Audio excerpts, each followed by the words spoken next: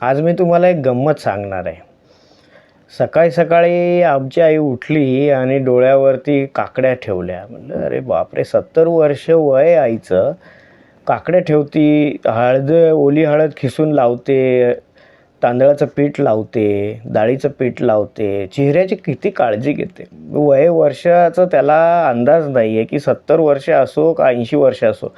प्रत्येकाला असं वाटतं की माझी त्वचा ही प्रफुल्लित झाली पाहिजे, निस्तेज नाही झाली पाहिजे आणि ती चांगली राहण्यासाठी काही ना काहीतरी माणूस त्या टिप्स करत राहतं आणि किती कॉन्शियस असतो आपण त्याबद्दल की डोळ्याखाली वर्तुळं नाही राहायला पाहिजे.